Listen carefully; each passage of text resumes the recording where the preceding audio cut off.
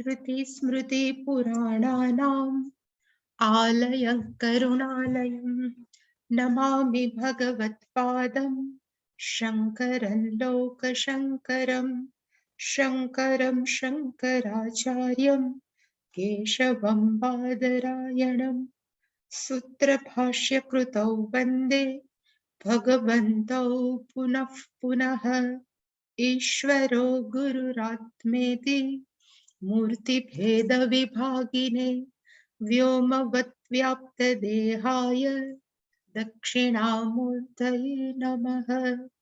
सदाशिवसमारम्भां शङ्कराचार्यमध्यमाम् अस्मदाचार्यपर्यन्तां वन्दे गुरुपरम्पराम्। ॐ सहना भवतु सहनौ भुनक्तु सह वीर्यं करवावहै तेजस्विनावधीतमस्तु मा विद्विषावहै। ॐ शान्ति शान्ति शान्तिः।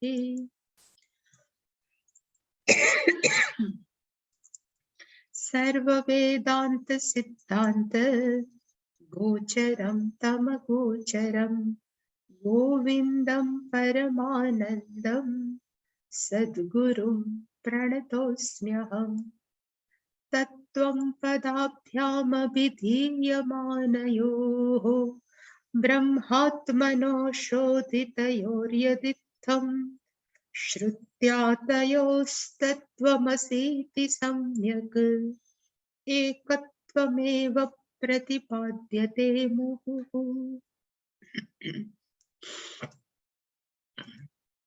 सर्वस्वरूपे सर्वेशे सर्वशक्तिसमन्विते भयेभ्यस्त्राहि नो देवी दुर्गे देवी नमोऽस्तुते।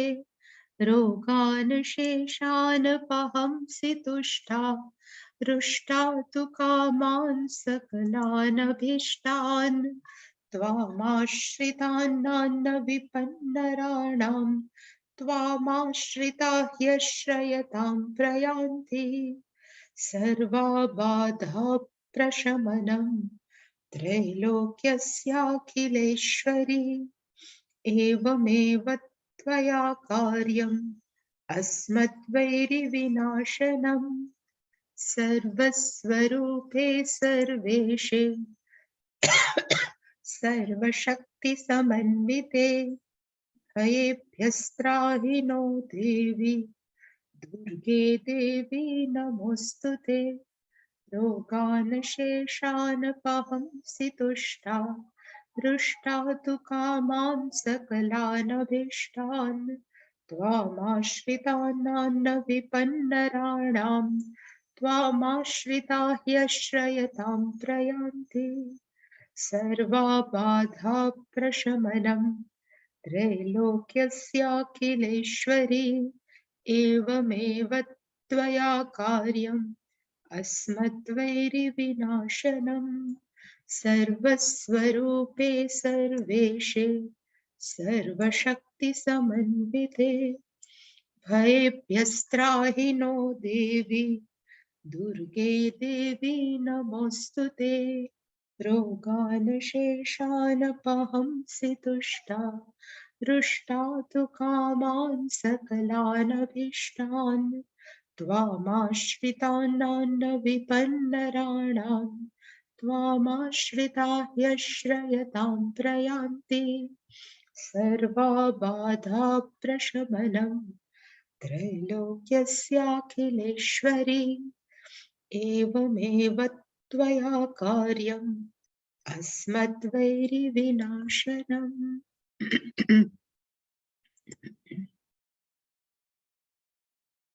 साधुभिः पूज्यमानेऽस्मिन् पीड्यमानेऽपि दुर्जनैः समभावो भवेत् यस्य स जीवन्मुक्तलक्षणः।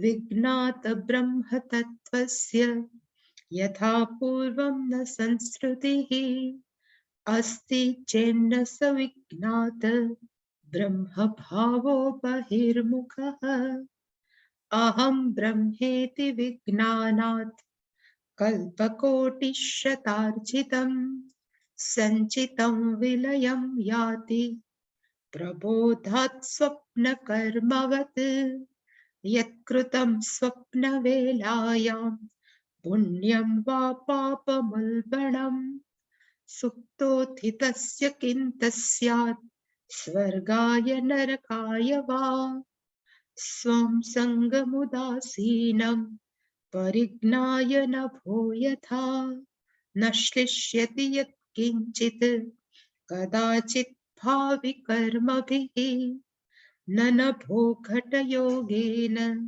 सुरागन्धेन लिप्यते तथात्मोपाधियोगेन तद्धर्मेर्नेव लिप्यते।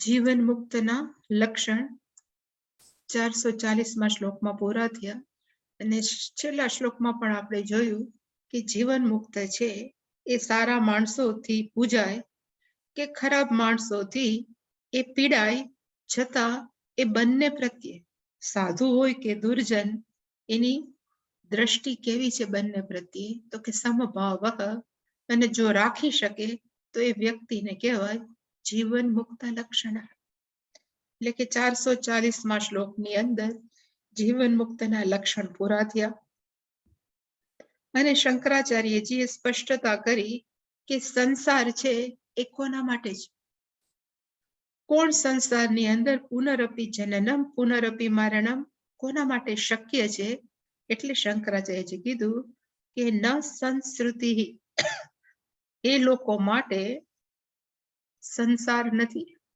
ન સંસ્કૃતિ ભવતી સંસાર છે એ નથી શક્ય કોના માટે તો કે બ્રહ્મ તત્વ વિજ્ઞાત બ્રહ્મ તત્વસ્ય વિજ્ઞાત જે જાણી ચૂકેલો છે અને શું ધ ટ્રુથ ઓફ ધ બ્રહ્મન બ્રહ્મ તત્વનું સત્ય જેને સાંભળ્યું છે અને પોતાની મેળે સાંભળ્યું છે તો કે ના યથાપૂર્વ આજ વિવેક ચૂડામણીમાં જે પેલા ગુરુએ શિષ્યને કહ્યું હતું એ પ્રમાણે જેણે બ્રહ્મ તત્વને જાણી લીધું છે એ વ્યક્તિ માટે ન સંસ્કૃતિ એના માટે સંસાર નથી પણ અસ્તિ ચેત જો સંસાર હોય તો પછી એ વ્યક્તિ છે એ બહિર્મુખ એને બહારની દુનિયામાં જ રસ છે અને બીજું ન સ વિજ્ઞાત બ્રહ્મ ભાવ એ વ્યક્તિ છે એને ક્યારે પણ બ્રહ્મ તત્વ શું છે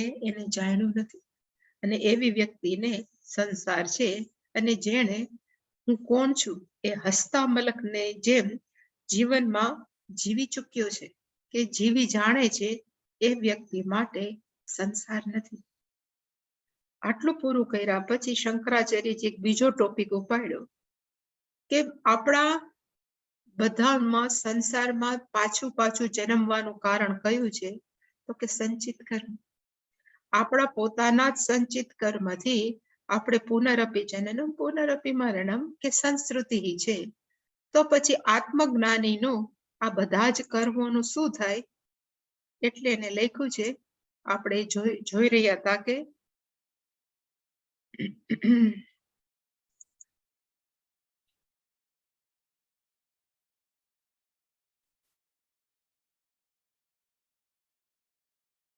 કર્મ શબ્દ છે ઇઝ અ ટેકનિકલ વર્ડ ગુજરાતીમાં કહેવાય કે એ શબ્દ કેવો છે તો કે પારિભાષિક અને એના દ્વારા શું કહેવા માંગે છે તો ઘણીવાર મેં કીધું છે પણ આજે મને થાય કે એકવાર સ્પષ્ટતા કરું કે આપણે કોઈ પણ કર્મ કરીએ કાર્ય કરીએ આપણે ગુજરાતીમાં જે કર્મ કહીએ આપણે જે કર્મ કરીએ એની બે પ્રકારની ઇફેક્ટ આપણને મળે છે એક ઇમિડિયેટ એને કહેવાય કે તરત અને બીજી છે એ આપણા પોતાના ખાતામાં જમા થાય એને સારી ભાષામાં એવું કહેવાય છે કે અદૃષ્ટમ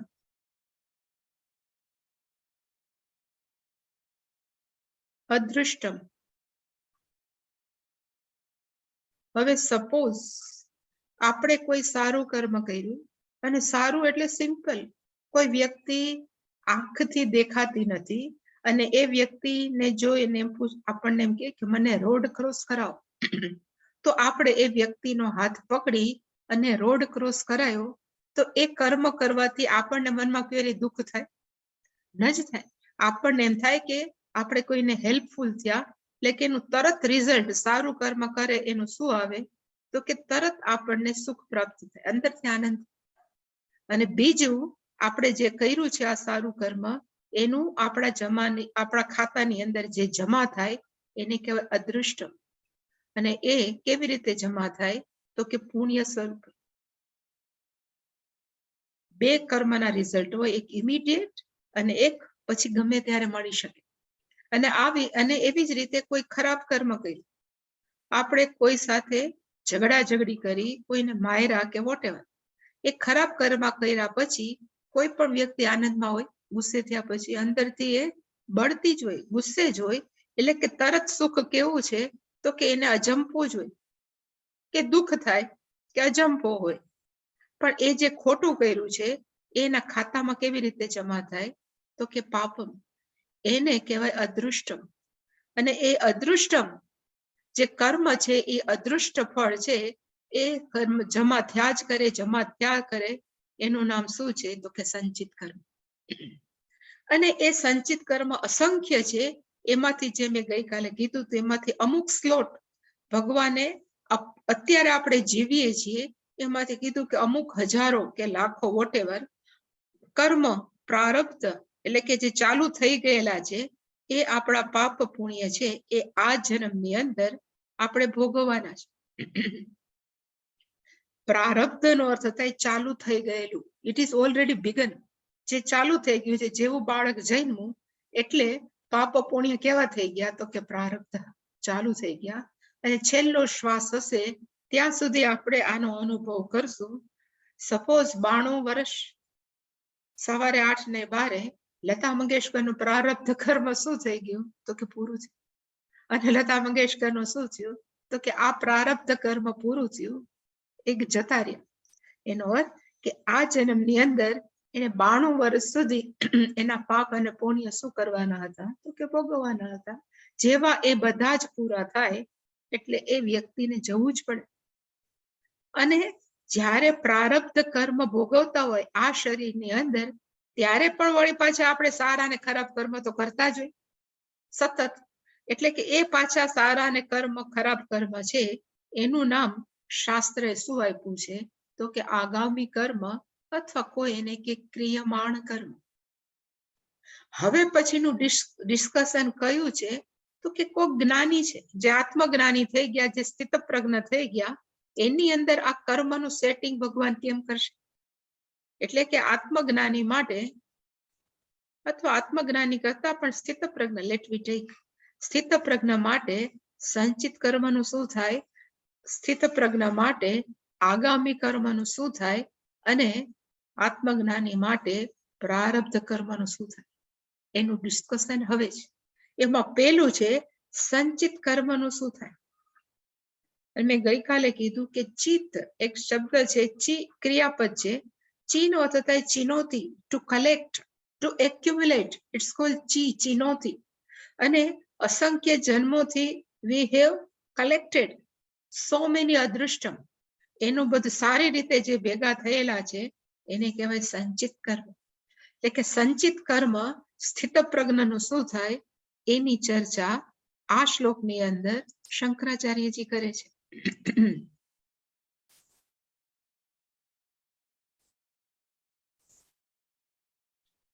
હવે એને ધ્યાનમાં રાખીને હવે આ શ્લોક જોઈએ. શંકરાચાર્યજી કીધું કે અહમ બ્રહ્મેતિ વિજ્ઞાનાત અહમ બ્રહ્મ ઇતિ. જે વ્યક્તિ જાણે છે કે હું કોણ છું, તો કે હું સ્થૂળ શરીર નથી, હું સૂક્ષ્મ શરીર નથી, હું કોણ છું? તો કે માત્ર સર્વવ્યાપક બ્રહ્મ છું. ઇતિ વિજ્ઞાનાત, આ જ્ઞાનથી, જ્ઞાનને કારણે પછી શું થાય? તો એને કીધું કે સંચિતમ વિલયમ યાતિ. આપણા સંચિત કર્મ છે એનો બધાનો શું થાય? તો કે એ બધા જ છે વિલય પ્રાપ્ત કરે, એ લય થઈ જાય. અને સંચિત કર્મ કેટલા છે? એટલે શંકરાચાર્યએ કીધું કલ્પ કોટી શત અર્જિતમ. અર્જિતમ નો અર્થ થાય ભેગા કરેલા. કેટલા? તો કે કલ્પ કોટી શતમ, અબજો કરોડો કલ્પ જે બ્રહ્માજીના છે એમાંથી આપણે ભેગા કરેલા બધા જ સંચિત કર્મ છે એક સાથે જેવું જ્ઞાન પ્રાપ્ત થાય વિલયમ યાતિ, એ બધા જ છે વિલય થઈ જાય છે, રિઝોલ્ડ થઈ જાય છે. અને કેવી રીતે એવું શક્ય છે ખરું? એટલે શંકરાચાર્યજી એક્ઝામ્પલ આપ્યું, સ્વપ્ન કર્મવત પ્રબોધાત. સ્વપ્નની અંદર આપણે ઘણા સારા અને ખોટા કર્મ કરીએ છીએ. એ સારા અને ખોટા કર્મનું પાપ અથવા પુણ્યનું ફળ છે એ આપણને મળે છે? તો કે ના. જેવા જાગીએ એટલે આપણને હાશકારો થાય છે કે આપણા જે સ્વપ્નમાં જોયું હતું એનું એક ફળ આપણને પ્રાપ્ત થતું નથી. એવી જ રીતે જેવું આત્મજ્ઞાન પ્રાપ્ત થાય એટલે ઇમિડિયેટલી આપણને આપણા બધા જ સંચિત કર્મ છે એનું ફળ નથી મળતું. અને કદાચ તોય માણસોને પ્રશ્ન થાય શું કામ નથી થતું? તો ઘણી વાર ડિસ્કશન કર્યું છે. 3 પ્રકારની સત્તાઓ છે. હું હંમેશા કહું સત્તા છે, રિયાલિટી છે. આપણે એને કહીએ રિયાલિટી, ઇંગ્લિશમાં કહેવાય ને રિયાલિટી. 3 types of realities. 3 પ્રકારની સત્તા છે. નીચેથી સ્ટાર્ટ કરું તો પહેલી સત્તાનું નામ છે એને કહેવાય પ્રાતિભાષિક સત્તા.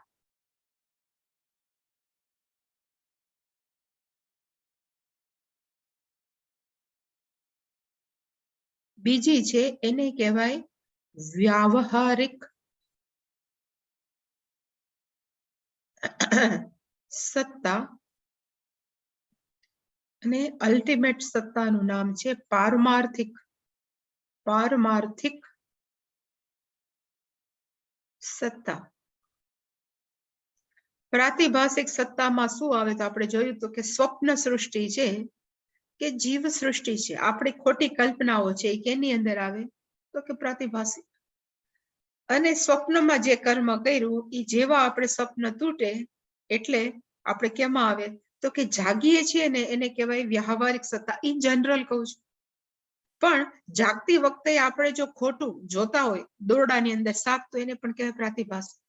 પણ ઇન શોર્ટ જાગતા હોય એટલે કે વેકિંગ સ્ટેટ એને લગભગ શું કહેવાય? જાગતા, જાગવું, મોટે જાગવું છે એને કહેવાય વ્યવહારિક સ્વપ્ન છે એને કહેવાય પ્રાતિભાષિક સત્તા. એટલે કે સ્વપ્નમાં આપણે ખોટું કર્મ કે સારું કર્મ કર્યું, જાગીએ વ્યવહારિક સત્તામાં એટલે આ કર્મનું ફળ આપણને નથી મળતું. એવી જ રીતે વ્યવહારિક સત્તા અત્યારે આપણે જે જીવીએ છીએ એમાં આપણે પુણ્ય અને પાપ સતત કરીએ છીએ. જેવા આપણે પારમાર્થિક સત્તાને જાણી જાય, હું કોણ છું તો કે હું સર્વવ્યાપક ચૈતન્ય તત્વ છું, હું સમય, સ્થળ અને વસ્તુ સાથે બંધાયેલું તત્વ નથી, એવું જેવું જ્ઞાન થાય એને કહેવાય પારમાર્થિક સત્તા. ત્યાં શું છે તો કે એકમેવ અદ્વિતીય બ્રહ્મ અહમસ્મિ. એ જેવું જ્ઞાન થાય વ્યવહારિક સત્તા પણ એના માટે નથી. તો પછી વ્યવહારિક સત્તામાં રહેલા સંચિત કર્મ શું થાય તો કે જતા રહે. એટલા માટે એને કીધું કે જેવી રીતે સ્વપ્નના કર્મ છે એ જાગતી વખતે નથી રહેતા, એવી જ રીતે વ્યવહારિક સત્તામાં જેવું આત્મજ્ઞાન થાય એટલે ખબર પડે કે વ્યવહારિક સત્તા પણ મિથ્યા છે, એ સાચી નથી. સત્યતા તો કોની છે તો કે પારમાર્થિક સત્તા. એટલે આપણા વ્યવહારિક અજ્ઞાનપણાની અંદર કરેલા કર્મ છે એ એક સાથે બધા કેવા થઈ જાય તો કે જતા રહે. એને કહેવાય પારમાર્થિક સત્તા. માણસ છે એ જાગી ગયો, જાગીને જોઉં તો જગત દિશે નહીં, ઊંઘમાં અટપટા ભોગ બાસે. એવું જયારે નરસિંહ મહેતાએ કીધું તો જાગીને એટલે ઊંઘમાંથી જાગતા નથી, પણ અજ્ઞાન રૂપી નિદ્રામાંથી જાગીને મેં જોયું તો જગત દિશે નહીં, એને માત્ર એક જ દેખાય છે ચિત્ત ચૈતન્ય. અહીંયા ચૈતન્ય તત્વ છે વિલાસ તદરૂપ છે, બ્રહ્મ લટકા કરે બ્રહ્મ પાસે. એ જે નરસિંહ મહેતાનું સ્ટેટમેન્ટ છે ને પારમાર્થિક સત્તા છે. અને નરસિંહ મહેતાને જેવું એ જ્ઞાન થયું એટલે કે નરસિંહ મહેતાના ખાતામાં લખાયેલા બધા જ સંચિત કર્મ શું થાય વિલયમ યાત, એ પછી એને ભોગવવાના લડ, કારણ કે એ સ્વપ્ન જેવા છે, વાસ્તવિક નથી. એ અહીંયા શંકરાચાર્યજી કહેવા માંગે છે.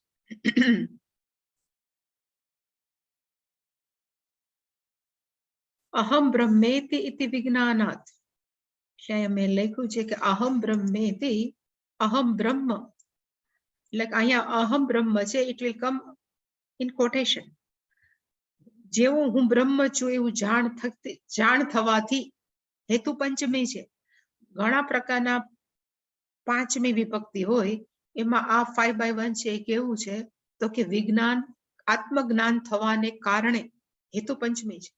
અને પછી શું થાય તો કે કલ્પ કોટી શત અર્જિતમ. કલ્પ એટલે શું? એટલે મેં લખ્યું કે કલ્પ એટલે એક દિવસ અને એક રાત્રિ બ્રહ્માજીની, એને કહેવાય એક કલ્પ. હવે બ્રહ્માજીના એક દિવસની અંદર શું આવે? એટલે લખ્યું કે 2000 ચતુર્યુગ.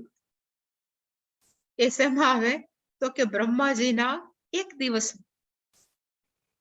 એવા કોટી શત અબજો કલ્પ, એની અંદર આપણે શું કર્યું છે તો કે ભેગા કરેલા છે. શું કરેલા છે તો કે આપણા પોતાના જ પાપ અને પુણ્ય એ એક સાથે શું થઈ જાય છે તો કે એ સંચિતમ કર્મ વિલયમ યાતિ, એ એક સાથે એનો શું થઈ જાય છે તો કે લય થઈ જાય. ચોથો અધ્યાય ગીતાજીનો, એની અંદર ભગવાને બહુ વખાણ કર્યા હતા આત્મજ્ઞાનના. ત્યારે એને કીધું હતું કે ચોથો અધ્યાય છે 33, એટલે કે 33મો શ્લોક, એમાં ભગવાને કીધું હતું સર્વ કર્મ અખિલમ પાર્થ. અહીંયા સર્વ કર્મ અખિલમ, બધા જ કર્મનો અર્થ થાય સંચિત કર્મ. એનું શું થાય? જ્ઞાને, જ્યારે જ્ઞાન થાય ત્યારે પરિસમાપ્ય થાય, બધા જ એક સાથે શું થઈ જાય છે તો કે પૂરા થાય છે. અને કેવી રીતે પૂરા થાય?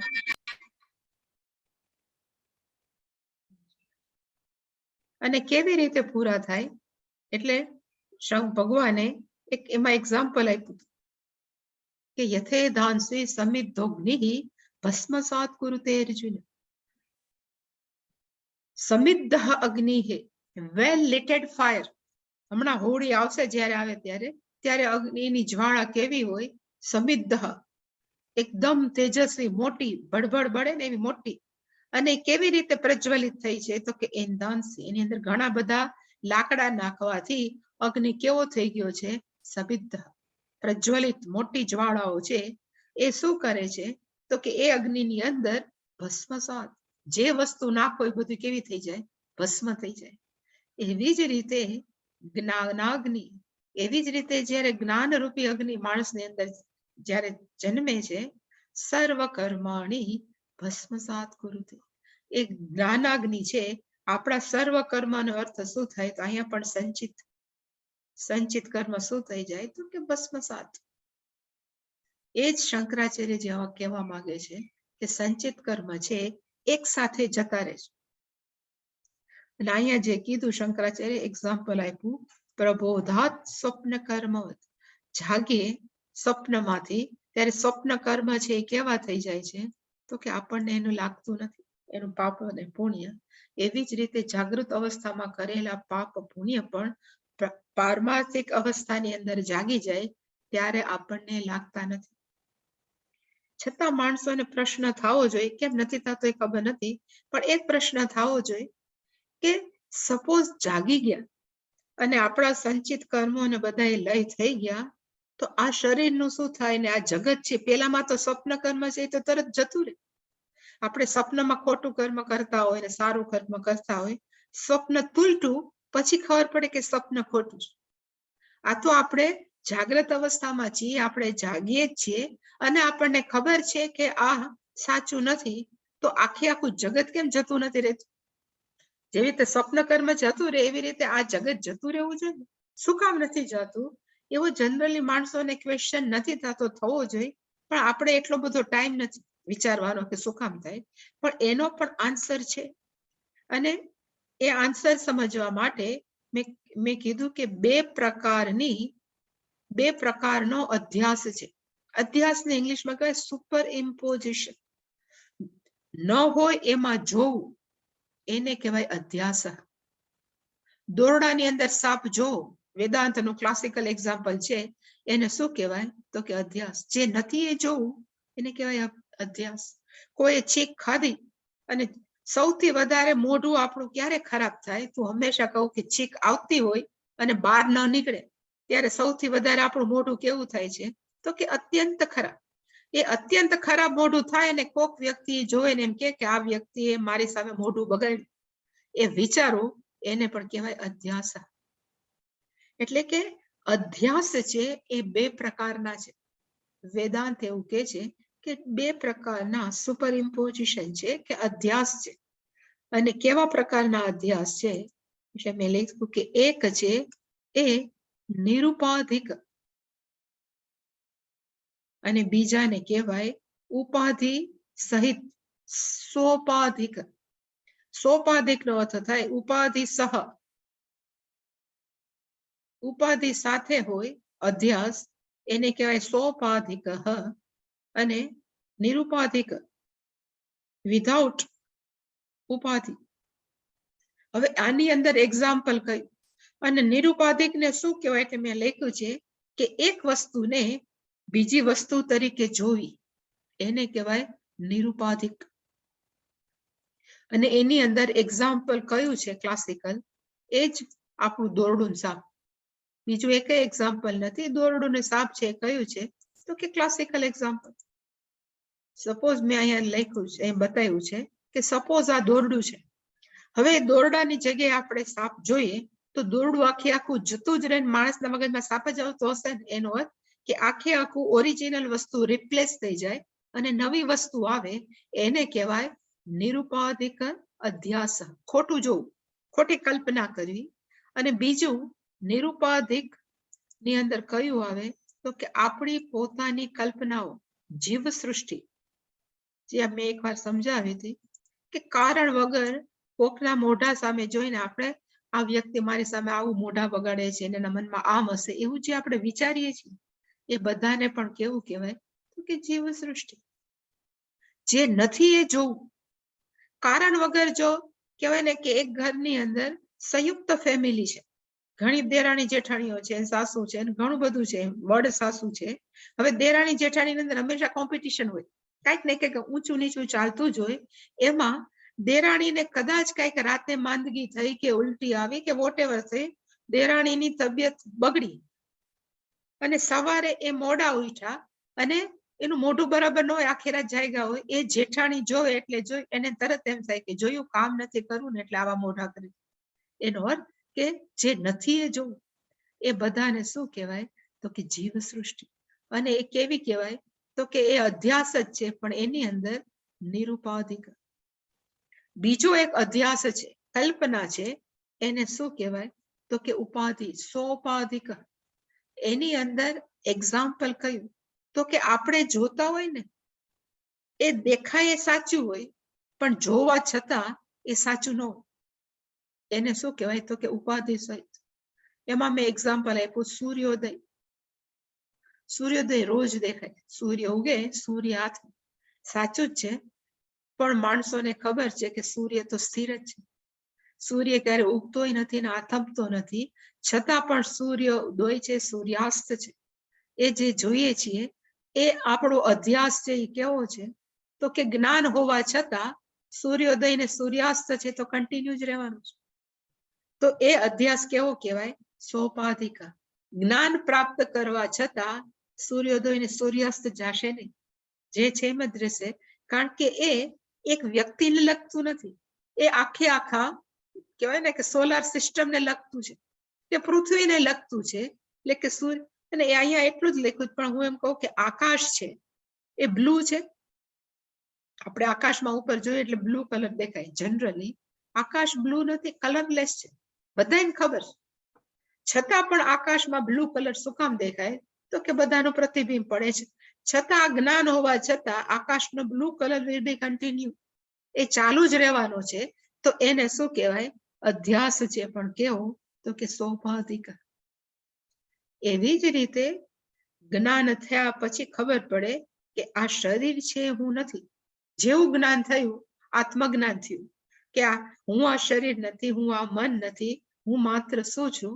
તો કે સર્વવ્યાપક ચૈતન્ય તત્વ છું. એ જ્ઞાન થયું એનો અર્થ એવો નથી કે આપણે મરી જ જાય, ફટાક દેખાય, મરીને જ જવાનું. તો આ દેહ શું છે? ઇટ વિલ બી કન્ટિન્યુ, આ રહેશે જ ચાલુ. પણ આપણને ખબર છે કે આ દેહ હું નથી, છતાં એ ચાલુ રહેશે. તો એને કેવો કહેવાય? તો કે સોપાધિક અધ્યાસ. એ નહીં જ જાય. અને શું કામ નહીં જાય? તો કે આપણું સ્વપ્ન નથી, હું દેહ છું. આ સ્વપ્ન કોનું છે? તો કે ઈશ્વરનું છે. ઈશ્વર સૃષ્ટિ છે. અને એને લીધે આપણે જ્ઞાન થવાથી આખું જગત ભપો ભપ પડીને જ જવાનું, એમને જ રહેવાનું. કારણ કે આ ઈશ્વર સૃષ્ટિ છે, ઇટ વિલ બી કન્ટિન્યુ, એ રહેવાનું જ છે. ખાલી આપણે શું થશે જ્યારે આત્મજ્ઞાન થાય ત્યારે? તો એને કહેવાય કે આપણું તાદાત્મ્ય શરીર અને મન સાથેનું છે એ સંપૂર્ણ જતું રહેશે. એ જે સંપૂર્ણ જતું રહે છતાં પણ એની અંદર જે જીવાત્મા હોય એ કેવી રીતે કામ કરે? તો કે એને કહેવાય બાધિત અહંકાર. જેવી રીતે ઘણી વાર તમે છે ને છાપું એમને એમ રાખી નીચેથી સળગાવીએ ને તો છાપું બળી જાય, એમને જ રહે. જો અડીએ તો ભૂકો થઈને પડી જાય. એવી રીતે આ શરીર સાથેનું તાદાત્મ્ય કેવું છે?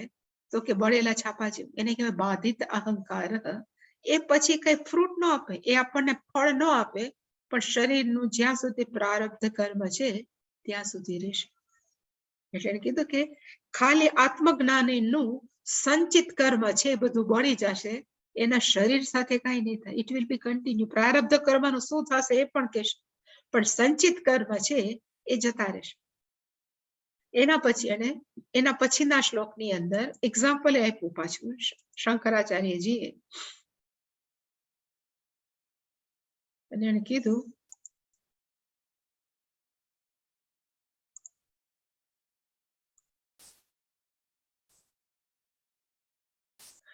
યત કૃતમ સ્વપ્ન વેલાયામ પુણ્યમ વા પાપમ ઉલ્બણમ. આના બે વર્ઝન છે, એટલે મેં નીચેનું વર્ઝન લખ્યું છે.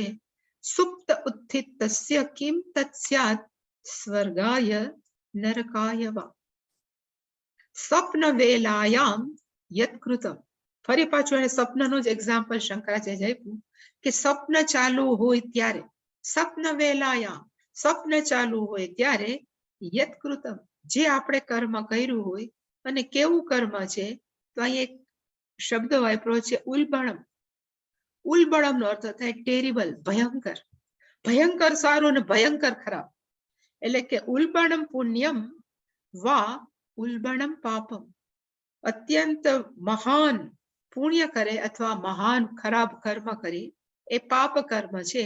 એ ક્યાં સુધી રહે? તો કે સુપ્ત ઉત્થિતસ્ય. સુપ્તનો અર્થ થાય સૂતેલો માણસ. ઉત્થિતસ્યનો અર્થ થાય ઉઠી જાય. ઊંઘમાંથી જ્યારે માણસ જાગી જાય. ઉત્થિતસ્યનો અર્થ થાય જાગી ગયેલો. ક્યાંથી? સુપ્ત, સુષુપ્તિમાંથી. કિમ તત્સ્યાત, પછી એ વ્યક્તિને શું થાય? એને સ્વર્ગ મળે કે નરક મળે? સ્વર્ગમાં ખૂબ પાપ કર્યું હોય કે સ્વર્ગમાં ખૂબ પુણ્ય કર્યું હોય ને સ્વપ્નમાંથી જાગી જાય તો એને સ્વર્ગ મળે કે નરક મળે? આપણે તરત જવાબ આપશું એને સ્વર્ગ પણ ન મળે, એને નરક પણ ન મળે. એને શું મળે? તો કે સ્વપ્નનું કાંઈ નથી મળતું. પણ ઇનફેક્ટ એવું કે છે કે આપણે સ્વપ્નની અંદર જે કોક એમ કે મને નાઇટમેર, ભયંકર સ્વપ્ન આવે, ઇવન સ્વપ્નમાં પણ જે આપણે સુખ દુઃખ અનુભવીએ છીએ આપણે આપણા પોતાના પ્રારબ્ધ કર્મના અનુભવીએ છીએ. એટલા માટે ક્યારેક સારું સપનું અમુક છે ક્યારેક, એટલે કે જે થોડાક બાકી રહી ગયેલા આપણને જ્યારે અનુભવવાના હોય એ જ આપણને હંમેશા શું મળે છે? તો કે આપણને ફળ રૂપે મળે છે. એમાં આપણે કર્મ કરતા નથી અને કર્મનું ફળ નથી મળતું.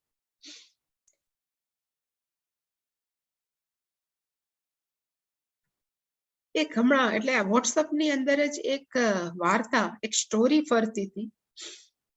એ સ્ટોરી આની સાથે લાગતી વળગતી નથી, પણ આપણું જાગતી અવસ્થામાં કરેલું કર્મ આપણને કેવું પુણ્ય અને પાપ આપે છે એની સરસ સ્ટોરી છે. નાની સ્ટોરી છે, પણ એમાં એવું હતું કે એક રાજા હતો. હવે રાજા બહુ ભાવિક હતો, કહેવાય ને કે એકદમ ધાર્મિક હતો. એને બહુ પુણ્ય કરવું ગમતું. એટલે રાજાએ એવું નક્કી કર્યું કે 100 બ્રાહ્મણને મારે સારી રીતે ભોજન આપી દક્ષિણા દાન આપવા છે. એટલે એને 100 બ્રાહ્મણને ઇન્વિટેશન આપ્યું. રાજાએ ઇન્વિટેશન આપ્યા પછી એને કુકને બોલાવવો પડે, રસોઈયાને, અને રસોઈયાને કીધું કે તમે 100 બ્રાહ્મણો માટે સારામાં સારી ખીર બનાવો કે દૂધ પાક બનાવો, અને બીજું જે બનાવો તે બધું બનાવો, રોટલી દાળ ભાત શાક આપણે જે. એટલે કુકે એવું કીધું કે હા ચોક્કસ અમે સરસ બનાવશું. હવે ત્યારે ઉનાળો હતો એટલે કુકને એમ થયું કે હું બાર, કારણ કે રાજમહેલ તો મોટો હોય એટલે બાર અગાસીની અંદર આ બધું હું રાંધું. એટલે એને 3-4 ચૂલા બનાવ્યા કે એકમાં દાળ થાય, એકમાં ખીર થાય, કે બીજામાં ત્રીજી વસ્તુ થાય. એવી રીતે બધામાં બધું ઉકળતું હતું, ખીર કે દાળ થાય, શાક થાય ને.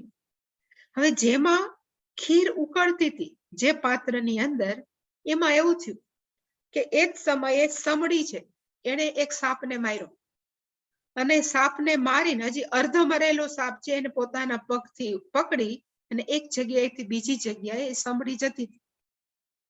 અને બરાબર રાજાનો મહેલ આવ્યો ત્યારે સાપે એના મોઢામાંથી ઝેર બહાર કાઢ્યું, અને ઝેર છે એ ડાયરેક્ટ જે ખીર ઉકળતી હતી એમાં પડ્યું. એટલે બિચારા કુકને ખબર નથી કે સાપનું ઝેર આ પાત્રમાં પડ્યું છે, અને એને તો બધું રાંધવાનું બધું સરસ બનાવ્યું. રાજાએ બધાને પાટલા બધું વ્યવસ્થિત ગોઠવીને બ્રાહ્મણોને બોલાવ્યા. જેવા બ્રાહ્મણો જમવા ગયા, બધા જ બ્રાહ્મણો શું થઈ ગયા? ઓન ધ સ્પોટ મરી ગયા, કારણ કે એની અંદર ઝેર હતું, ઓન ધ સ્પોટ. હવે બ્રાહ્મણો મરી ગયા તો એનું પાપ કોને લાગે? રાજાને લાગે, કારણ કે રાજાએ બોલાવ્યા હતા બધાને જમવા.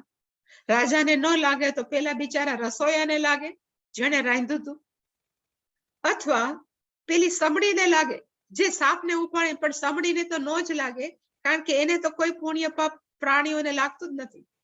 તો હવે એ પુણ્ય પાપ આપવું કોને? એના માટે થઈને ચિત્રગુપ્ત મૂંઝાણા. એવી સ્ટોરી છે. પછી એમ થયું કે પાપ આટલું બધું મહાન પાપ આપવું કોને? અને પછી એને પેન્ડિંગ રાખ્યું. ઘણી વાર કેસ પેન્ડિંગ રાખે ને, જેવી રીતે કોર્ટમાં, એ રીતે કેસ પેન્ડિંગ રાખ્યો. પછી રાજાએ બધી માફી માંગીને કેટલું પ્રાયશ્ચિત કર્યું. એને 3 વર્ષ થઈ ગયા. 3 વર્ષ થયા પછી અડધા પડધા માણસો ભૂલાઈ ગયા હતા કે આવી ભયંકર ઘટના થઈ હતી. એટલે કે 3-4 વર્ષ પછી વળી પાછા 5-1 બ્રાહ્મણો બીજા રાજ્યમાંથી આ રાજ્યમાં આવ્યા, અને અમુક માણસને એને પૂછ્યું કે રાજાનો રાજમહેલ ક્યાં છે? મારે રાજાને મળવા જવું છે.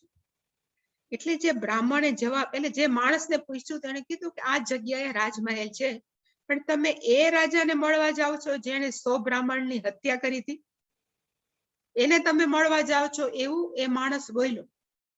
એટલે ચિત્રગુપ્તે તરત જ એ પાપ કોને આપ્યું?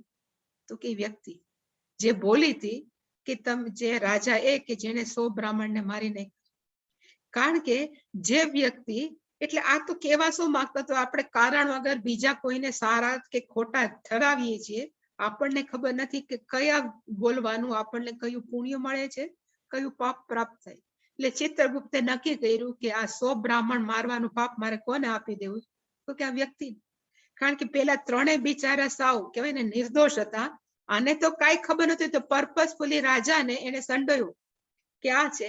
એટલે એને એમ કીધું કે રાજા બ્રાહ્મણને મેળા છે, ત્યાં જાય તો કદાચ તમારું શું થાય ખબર નથી, જવું હોય તો જાઓ, પણ 100 બ્રાહ્મણને મારી નાખ્યા છે.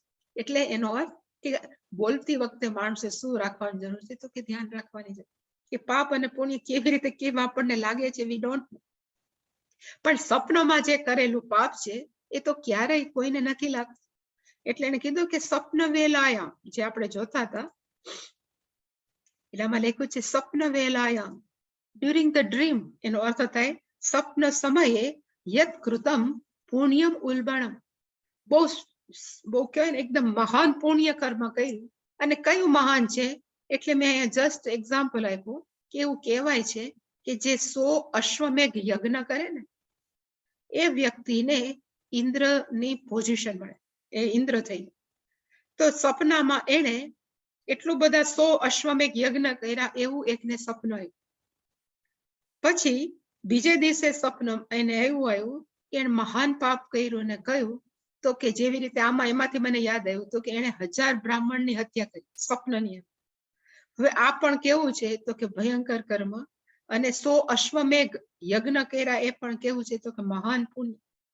હવે આ બંને છે જે સપનામાં કર્યું એ વ્યક્તિને શું થશે એટલે એને કર્યું સુપ્ત ઉત્થિતસ્ય, જે વ્યક્તિ ઊંઘતો હતો એમાંથી જાગી કિમ તત્સ્યાત, એ વ્યક્તિનું શું થશે, એને સ્વર્ગ મળશે કે નરક. સ્વપ્નની અંદર એના 100 અશ્વમેઘ યજ્ઞ કર્યા એનું પુણ્ય પ્રાપ્ત થશે કે 1000 બ્રાહ્મણોને મારીને એનું પ્રાપ્ત થશે પાપ. બેમાંથી એકેય ન થાય, કારણ કે બંને કેવા છે તો કે સ્વપ્નમાં કરેલા એ ક્યારે પણ ન લાગે. કે સંચિત કર્મ છે ઇમિડિયેટલી આત્મજ્ઞાનીના શું થઈ જાય તો કે જતા રહે. અને એક જ કારણ છે કે પારમાર્થિક સત્તાની અંદર દ્વૈત નથી, અદ્વૈત છે. પુણ્ય પાપનું સ્થાન જ ક્યાં છે? સંચિત કર્મનો કોટા પૂરો થયો, એ જતા રહ્યા. હવે આત્મજ્ઞાની છે, આઈ થિંક એના પછી નહીં છે. છતાં એને એક હજી એક્ઝામ્પલ આપ્યું શંકરાચાર્યજીએ, આગામી કર્મ માટે છે. હવે આપણે આગામી કર્મનું જોયું હતું કે આગામી કર્મ એટલે આપણે અત્યારે જીવીએ છીએ, અત્યારે જે કામ કરી રહ્યા છે એનું ફળ થોડુંક આ જન્મમાં મળે અને પછીના જન્મમાં મળે. પણ આ જન્મમાં મળે એને શું કહેવાય તો કે આગામી કર્મ. તો આગામી કર્મ છે એના માટે આને શું થાય આપણા આત્મજ્ઞાનીને, એટલે ને પાછું એક્ઝામ્પલ આપ્યું કે જે વ્યક્તિ યથા નભઃ એવું અહીંયા લખ્યું છે, જેવી રીતે આકાશની અંદર વરસાદ પડે તો આકાશ જે ભીંજાઈ જાય છે તો કે નથી ભીંજાતું. આકાશની અંદર વીજળી થાય તો વીજળી છે આકાશને બાળી શકે છે તો કે નથી બાળી શકતી. ઇવન પવન છે એને સૂકવી નાખે તો કે નહીં. આકાશ હંમેશા કેવું છે તો અહીંયા એક શબ્દ છે અસંગમ. આકાશ છે એ અસંગનો અર્થ થાય, અહીંયા બે શબ્દ લેખા છે અસંગ. અસંગનો અર્થ થાય એ કોઈ સાથે લેપાતું નથી, નથી પાણી સાથે, નથી અગ્નિ સાથે,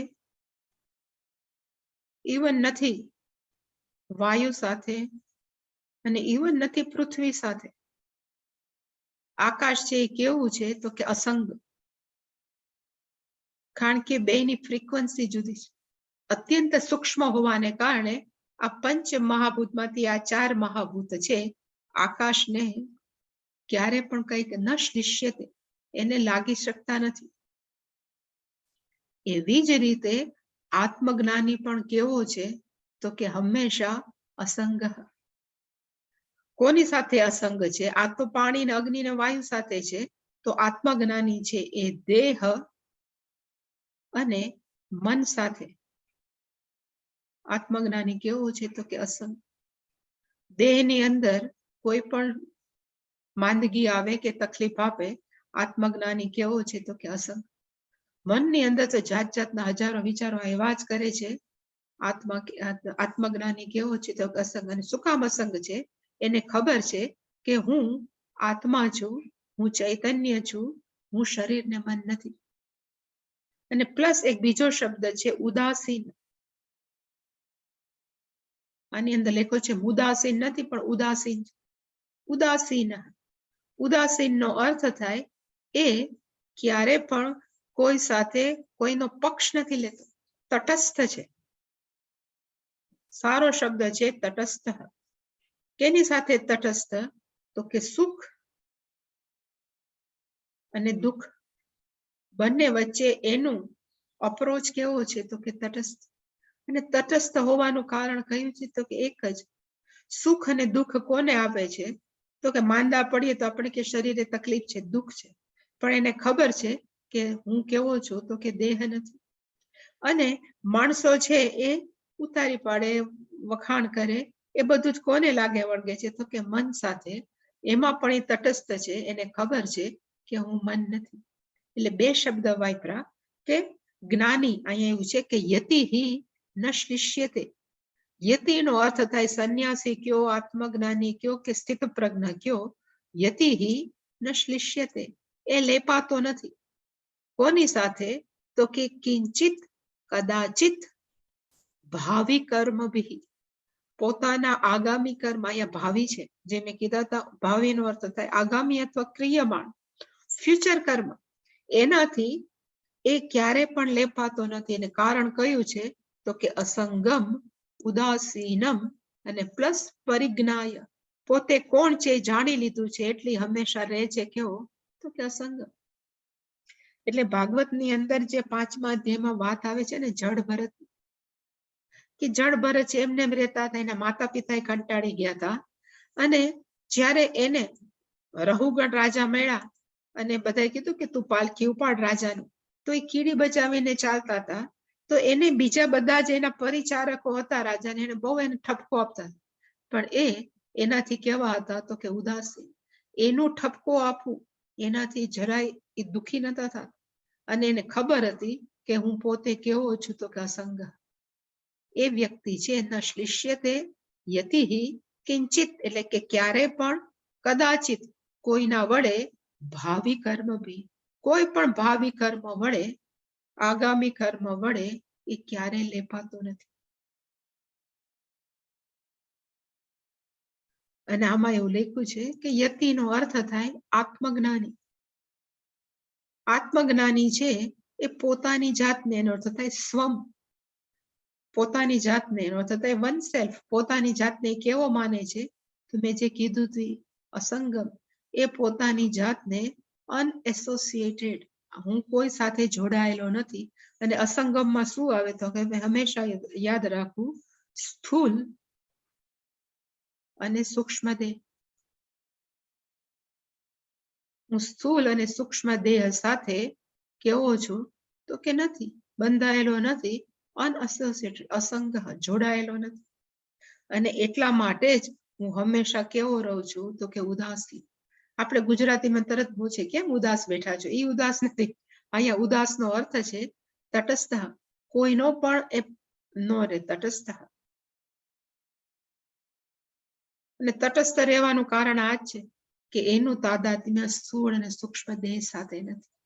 આવું જાણીને, નોઈંગ ધીસ, પરિજ્ઞાય, શ્લોકમાં એવું છે પરિજ્ઞાય, આ જાણીને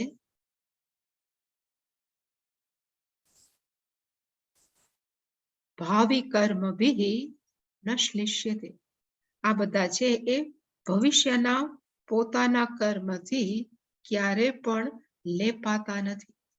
ભાવિ કર્મ ભી ન શ્લિષ્યતે, ક્યારે લેપાતા નથી. યથા નભઃ, just as the space, space છે, અવકાશ છે, કોઈથી લેપાતું નથી, એવી રીતે આત્મજ્ઞાની પણ લેપાતો નથી. અને કોક એમ પૂછે કે શંકરાચાર્યજી આ ક્યાંથી લીધું, આ જે એક્ઝામ્પલ છે ક્યાંથી લીધું તો કે બીજે ક્યાંથી નહીં, ગીતામાંથી જ લીધું. એટલે મેં અહીંયા લખ્યું છે કે 13મો અધ્યાય, આઈ થિંક 22મો 32મો શ્લોક, એમાં છે યથા, અહીંયા છે કે યથા સર્વગતમ સૌક્ષ્મ્યાત આકાશમ ન ઉપલિપ્યતે. મેઇન વાક્ય છે આકાશમ ન ઉપલિપ્યતે, આકાશ ક્યારે પણ લેપાતું નથી. શું કામ લેપાતું નથી તો કે સૌક્ષ્મ્યાત, અત્યંત સૂક્ષ્મ હોવાને કારણે, અને પ્લસ સર્વગતમ, સર્વવ્યાપક હોવાને કારણે આકાશ, અહીંયા દાકાશ નથી પણ આકાશમ ન ઉપલિપ્યતે, આકાશ છે લેપાતું નથી. એવી જ રીતે તથા આત્મા, સેમ એઝ, એવી જ રીતે આત્મા, ચૈતન્ય તત્વ ન ઉપલિપ્યતે, એ પણ લેપાતું નથી. અને એ ક્યાં છે તો કે દેહે, આપણા શરીરમાં બેઠું ચૈતન્ય તત્વ, છતાં પણ એ કેવું છે સર્વત્ર અવસ્થિત. એવું લાગે છે કે ચૈતન્ય તત્વ આ શરીરની અંદર બેઠું છે, પણ વાસ્તવિક સ્વરૂપ એનું કેવું છે તો કે સર્વત્ર અવસ્થિત. ધારો કે ઘડામાં રહેલું આકાશ છે, આપણે કે ઘડાનું આકાશ, પણ ખરેખર ઘડાનું આકાશ ન બને. ઘડો કેમાં છે તો કે આકાશમાં છે. આકાશની અંદર, ઘડાની અંદર આકાશ નથી, પણ ઘડો આકાશની અંદર છે. Because of space what is possible. એટલા માટે આપણે ખોટું બોલીએ છીએ, પણ ચૈતન્ય તત્વ સર્વવ્યાપક હોવા છતાં અત્યારે ઉપલબ્ધ ક્યાં છે તો કે આ શરીરની અંદર. અને એને કારણે આત્મા, જેને આવું જ્ઞાન છે, એ વ્યક્તિ ક્યારે પણ લેપાતો નથી. તો પછી પ્રશ્ન થાય ને તો આગામી કર્મ છે, આમાં શંકરાચાર્ય સ્પષ્ટતા નથી કરી, પણ આગામી કર્મની અંદર પણ પાપ અને પુણ્ય તો હોય જ. આત્મજ્ઞાની થઈ ગયો એટલે થોડા કઈ બેઠા જ રહેવાના છે, કાંઈક તો કર્મ કરતા જ હોય, અને કર્મ કરે તો એમાં પણ પાપ જાણતા ન કરે તો અજાણતા તો થવાના જ. ચોમાસાની અંદર કેટલાય કીડી મકોડા આપણા પગ નીચે મળે, જાણતા કે અજાણતા, તો એનું આપણને પાપ અજાણતા પ્રાપ્ત તો થાય જ ને. એવી રીતે પુણ્ય પણ જ્ઞાની કરતા હોય તો એ બંને પાપ અને પુણ્ય છે, જ્ઞાની નાનું શું થાય? આગામી પાપ પુણ્ય છે એ જાય ક્યાં? શંકરાચાર્યજી આમાં નથી લખ્યું, પણ તત્વબોધ નામનો એક ગ્રંથ છે, નાનકડો જ, એની અંદર લખ્યું છે કે જ્ઞાનીના આગામી પુણ્ય અને પાપ છે એ કોને જાય? કારણ કે હી ઇઝ નોટ ઇન્ટરેસ્ટેડ, એને તો એકે લેપાવા નથી, પાપને ક્યાંક તો ભગવાને ખપાવવાનું, પુણ્ય પણ ક્યાં આપવાના. એટલે મેં આના પછીનું કોટેશન છે એ તત્વબોધનું આપ્યું. એટલે શંકરાચાર્ય એમાં તો ખાલી બધી લાઈન જ છે.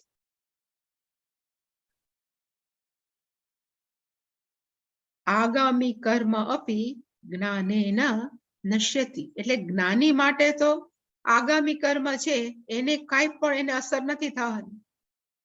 અને જ્ઞાની કેવો છે એટલે લેખું કે કિંચ આગામી કર્મણામ નલિની દલગત જલવત જ્ઞાનીનામ સંબંધ ન અસ્તિ. જ્ઞાનીને આગામી કર્મ સાથે કોઈ પણ પ્રકારનો રિલેશનશિપ નથી, સંબંધ નાસ્તિ. અને શું કામ? તો એ રે છે કેવો? તો કે નલિની દલગત જલવત, જેવી રીતે પાણીની અંદર કહેવાય ને કે કમળનું પાન રે, પણ કમળનું પાન પાણીમાં હોવા છતાં પાણી કમળના પાનને સ્પર્શતું નથી. એવી જ રીતે સંસારમાં જ્ઞાની રહે છે, પણ આગામી કર્મ સાથે જ્ઞાનીઓને સંબંધ ન અસ્તિ. તો પછી પાપ અને પુણ્ય કર્મ જાય ક્યાં? એટલે એને શંકરાચાર્ય ચોખવટ કરી તત્વબોધની અંદર. આગળ કરી અને એને કીધું કિંચ, કે કેટલા દુનિયામાં માણસો છે, કિંચ આ ઉપરાંત યે એવા માણસો, યે જનાહ જ્ઞાનીનમ જે આત્મજ્ઞાની છે, સ્તુવંતી ભજંતી અર્ચયંતી. અમુક માણસો જે ખરેખર આત્મજ્ઞાની છે એને શું કરે? તો કે એનું સ્તુતિ કરે, એનું ધ્યાન રાખે. અર્ચયંતી એટલે કે આ બધા શબ્દોનો અર્થ ટૂંકમાં દે ગીવ ધ રિસ્પેક્ટ ટુ જ્ઞાની, તે જ્ઞાનીઓને માન આપે, સન્માન આપે. એના પ્રતિ તાન પ્રતિ આવા માણસો પ્રત્યે જ્ઞાની કૃતમ આગામી પુણ્યમ ગચ્છતિ. તો જ્ઞાનીનું પુણ્ય ક્યાં જાય? તો કે જે વ્યક્તિ જ્ઞાનીઓના આદર સત્કાર આપતા હોય, એનું ધ્યાન રાખતા હોય, એના પ્રત્યે આગામી પુણ્યમ ગચ્છતિ. અને કોનું? જ્ઞાની કૃતમ. જ્ઞાની તો લગભગ જ્યાં સુધી નોઈંગલી તો એ બધું પુણ્ય કામ જ કરવાના છે, અને પુણ્યક્રમમાં જ્ઞાનીને તો રસ જ નથી સ્થિત પ્રજ્ઞને, તે પુણ્ય જાશે ક્યાં? તો કે એ લોકો જે હંમેશા જ્ઞાનીઓને રિસ્પેક્ટફુલ રીતે જોવે છે. એટલે મુંડક ઉપનિષદની અંદર એક વાક્ય છે કે જે જ્ઞાની છે એને હંમેશા પૂજે જ. અને હજી આમાં એમ નથી લખ્યું, જ્ઞાની હંમેશા કેવા હોય છે? સત્ય સંકલ્પ. એ જે બોલે ને, કારણ કે એને પોતાના પર્સનલ તો સંકલ્પ હોવાના જ નથી, હાલો ઘરનું ઘર થઈ જાય, ફલાણું થઈ જાય, પોતાના. એટલે એ જે સંકલ્પ કરે એ હંમેશા સોસાયટી માટે જ હોય. એટલે કે એ જે પણ સંકલ્પ કરે એ હંમેશા કેવો હોય? તો કે સાચો. આપણે કે વરદાન આપી દીધું, પણ વરદાન ન હોય, એનાથી જે સહજ બોલાય એ હંમેશા શું હોય? તો કે સાચું જ. એટલે કે એવા વ્યક્તિઓ પ્રત્યે જે જ્ઞાનીઓનું ધ્યાન રાખે છે, ત્યાં શું જાય છે? તો કે પુણ્યમ જતું રહે. તો જ્ઞાની ભૂલથી ખોટું એ કરતા હોય. મેં જેમ કીધું કે ઘણી વાર ઇવન જે કારમાં જતા હોય એની નીચે કેટલાય પ્રાણીઓ મરી જાય, ચાલતા હોય એની નીચે કીડી મકોડા હોય, તો એ બધા જ પાપ જે જ્ઞાનીઓથી અજાણતા થઈ ગયા છે, એનું શું થાય? તો એ પાપ ક્યાં જાય જ્ઞાનીઓના? એટલે તત્વબોધમાં લખ્યું છે યેનો અર્થ થાય જે માણસો, યે જનાહ જ્ઞાનીનમ નિંદતી, જે જ્ઞાનીઓની નિંદા કરે છે, દ્વિષંતી દ્વેષ કરે છે, તાન પ્રતિ એ લોકો તરફ જ્ઞાની કૃતમ સર્વ આગામી ક્રિયમાણ यत् वाच्यम कर्म पापात्मकम तद गच्छति। જે જ્ઞાનીઓની નિંદા કરે છે, દ્વેષ કરે છે, એના પ્રત્યે એ તરફ છે જ્ઞાનીએ કરેલા સર્વમાગામી ક્રિયમાણ, આગામી કયો કે ક્રિયમાણ કરો, યદ વાચ્યમ નો થતા જે નામથી કહેવાય છે આગામી અથવા ક્રિયમાણ, એ બધા જ કર્મ પાપાત્મકમ છે, એ કોની પ્રત્યે જાય છે? જે દ્વેષ કરે છે. તો માણસો એમ કે આપણને કેમ ખબર પડે આ જ્ઞાની છે ને આ છે જ્ઞાની નથી, સ્થિતપ્રજ્ઞ? બેટર કયું છે કે કીપ મમ. વધારે પડતું કોઈ જ્ઞાની કોક લાગે એને વધારે પડતી પૂજવાની જરૂર નથી અને કોઈનો દ્વેષ કરવાની જરૂર તો જરાય નથી. કારણ કે આપણને ખબર નથી કે કઈ વ્યક્તિની અંદર કેટલું પુણ્ય છે ને પાપ છે, કઈ વ્યક્તિ છે સ્થિતપ્રજ્ઞ છે કે નથી. બેટર કયું છે તો કોઈનું ખરાબ પણ ન બોલવું, સારું ન બોલે તો વાંધો નહીં, એના કરતા બેટર. એટલે કીધું કે એના પ્રત્યે શું થાય તો કે જ્ઞાનીના પાપ છે એ જતા, એટલે આગામી કર્મમાંથી બચી ગયા. સંચિત કર્મ છે એ પણ જતું રહ્યું. આગામી કર્મ છે એ નિંદા કરે એમાં પાપ જાય ને જે પૂજા કરે એને સારા પુણ્ય જાય. પણ આગામી કર્મથી આ માણસ કેવો છે તો એને કીધું કે હંમેશા ન લિપ્યતી. એટલે હવે પછીનો જે શ્લોક છે ને એમાં જસ્ટ એક્ઝામ્પલ આપ્યું છે, એ આપણે જોશું કાલે, કે નભઃ, ફરી પાછું નભઃ છે એ કોની અંદર છે તો કે ઘટયોગે. સપોઝ એક ઘડો છે, ફરી પાછો એ ઘડાની અંદર આપણે દારૂ નાખીએ અને પછી દારૂ પાછો એમાંથી કાઢી નાખીએ તો ઘડો પાછો ગંધાય? ધોઈ નાખીએ પછી એમાં દારૂ ગંધાય? ન ગંધાય. એટલે કીધું સુરા ગંધે ન લિપ્યતે. એની અંદર આપણે ઉકરડો નાખીએ કે એની અંદર સુગંધ નાખીએ કે દારૂ નાખીએ, પણ આકાશની વાત કરું છું, ઘડામાં ચોટેલું એનું નહીં. એને કીધું કે નભઃ ઘટયોગે, ઘડામાં રહેલું આકાશ છે એ સુરાના ગંધથી ગંધાઈ નથી જતું. ઇવન એની અંદર આપણે આખે આખું અત્તરથી ભરી દઈ તો એની અંદરનું આકાશ છે એ સુગંધી નથી થતું, કે એમાં આપણે ઉકરડો નાખીએ તો ગંધાતું નથી. એવી જ રીતે આત્મજ્ઞાની છે ઉપાધિ યોગે, આ શરીર સાથે બંધાયેલું તો છે પણ તદ ધર્મે હિ ન લિપ્યતે. એ શરીરના ધર્મોથી એમાંથી પીડા નથી. એને કદાચ માંદગી આવે, કોક છે એને સુખ આપે, દુઃખ આપે, પણ એનાથી કેવું છે તો કે અલિપ્ત છે. ડિટેલ આવતીકાલ. કોઈ ક્વેશ્ચન? નો ક્વેશ્ચન? તો પૂર્ણ બધા કરી. ઓમ પૂર્ણમદઃ પૂર્ણમિદં પૂર્ણાત પૂર્ણમુદચ્યતે પૂર્ણસ્ય પૂર્ણમાદાય પૂર્ણમેવાવશિષ્યતે. ઓમ શાંતિ શાંતિ શાંતિ. હરિ ઓમ. શ્રી ગુરુભ્યો નમઃ. હરિ ઓમ.